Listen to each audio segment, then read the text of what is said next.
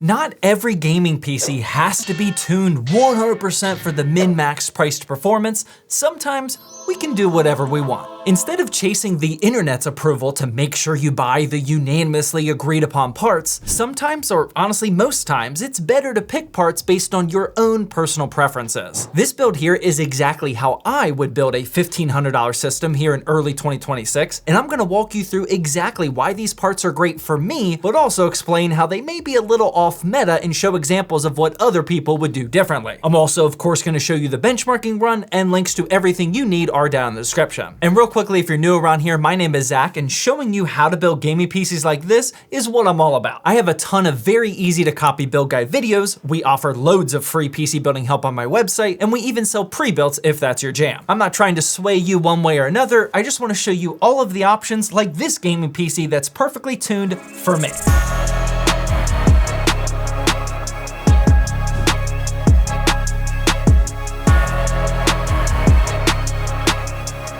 We'll start with the CPU because here's exactly where I'm making a personal decision instead of going with the meta. For a $1,500 gaming PC, it's a pretty cookie cutter option to go with a Ryzen 5 9600X or maybe a 9700X, but I'm going with one of the brand new Intel chips instead. This is the Core Ultra 5 250K Plus, and after you get past the terrible naming scheme, there's a lot to love about this new Plus CPU lineup. Intel actually did a really good job with these because they're poised to fight directly against AMD's 96 and 9700X. They're also priced directly at $200 and $300, making this a really tough competition. For a $1,500 build, I couldn't squeeze in $300 for the CPU because I wanted to maximize my GPU budget, so this 250K Plus is a really great option. It's rocking 18 total cores with 6 of them being performance and 12 of them being efficient cores. It also has 18 threads and the max turbo frequency is up to 5.3 gigahertz. According to other benchmarkers and even our own small set of data, the 250K Plus actually beats the 9600X in most gaming titles,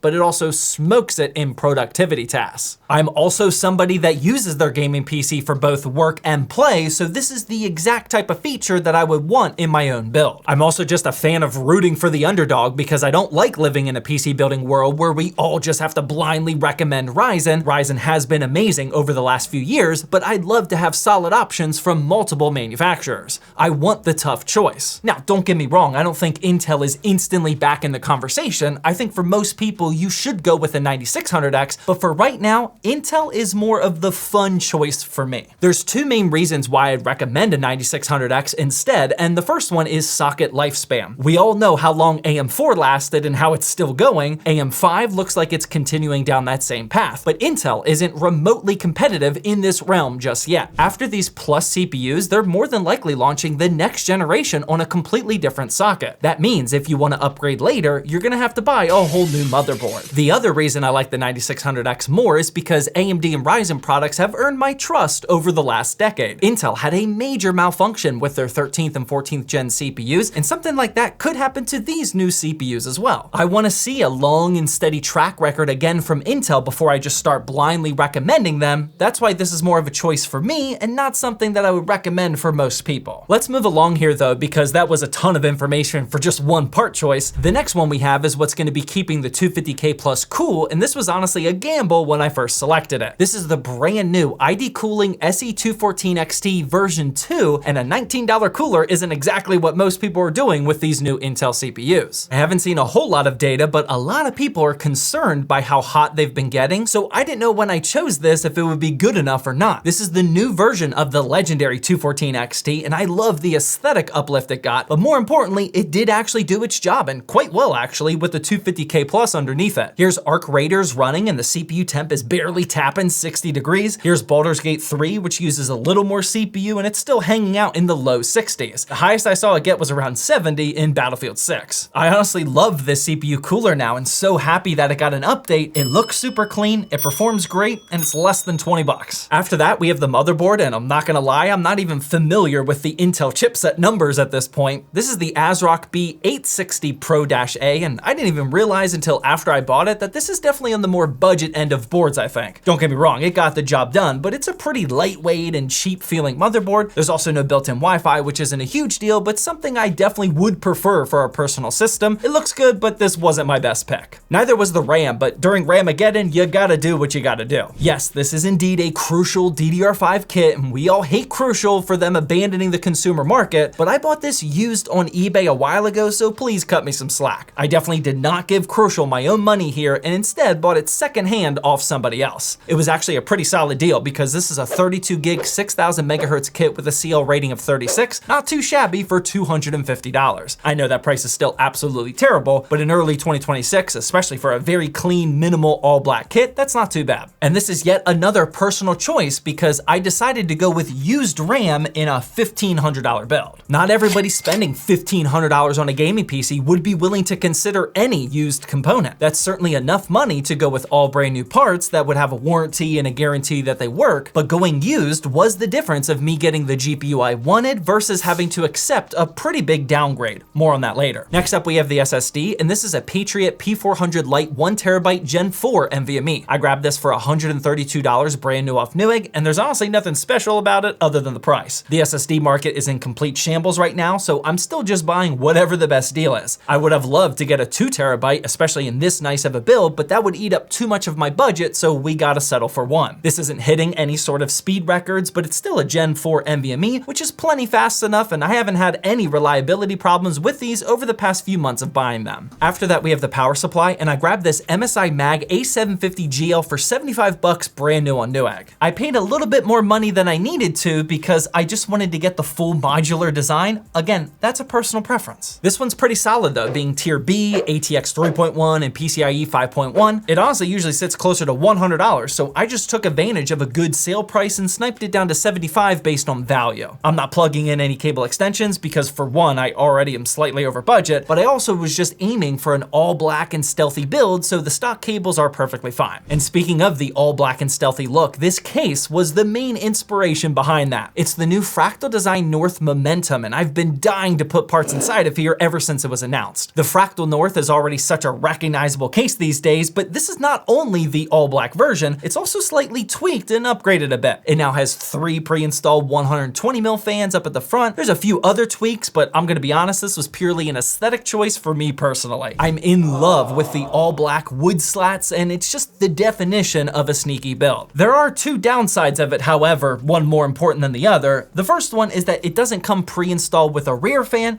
and the other one is it cost $180. When I announced that price on the Twitch live stream of me building this PC, you all absolutely lost your minds. Rightfully so, because even though the aesthetics are on point, it doesn't really provide the features that this expensive of a case probably should. I mean, for one, it only comes with 4 zip ties, which is honestly just insulting, but it's not like it has any expensive screens, a built-in vertical GPU bracket, or anything out of the ordinary. Fractal makes some really high quality cases, and I'm still a fan of them like I have been for a while now, but the price of this seems a little high in my opinion. Again though, this is a personal preference build, and I've always been willing to spend a little extra money on the aesthetics, but I know some of you definitely never want to do that. You could save literally $100 by going with a cheaper but still really good option like a Lian Li V100 or a Montech XR. For a more price to performance based build, I would 100% go with those instead. That would actually be the difference of an even better GPU than what I went with. And speaking of which, that's the final part we have, and this is the XFX Swift OC RX 9070 non-XT. I couldn't squeeze in the XT to keep the cost down, and the price of these GPUs have definitely been going up as well. This non-XT 9070 is still a beast though, with 16 gigs of VRAM and 1440p performance. At $620, that's getting up there, so definitely consider saving money elsewhere if you want the XT version instead. As far as XFX goes, they've been just making some of the cleanest cards on the entire market. This is literally the perfect GPU aesthetics for this sort of build, and I just love how this completes the whole stealthed out design. Here's what the final parts list is looking like, and yeah, I went a little over my $1,500 budget. Unfortunately, the price of some of these parts is going up right now, but depending on which deals you find, it might still be possible to get it closer to $1,500 if you really want to. Definitely if you choose a different case. So now that we know I went a little over budget for the aesthetics, which probably isn't a surprise to anybody,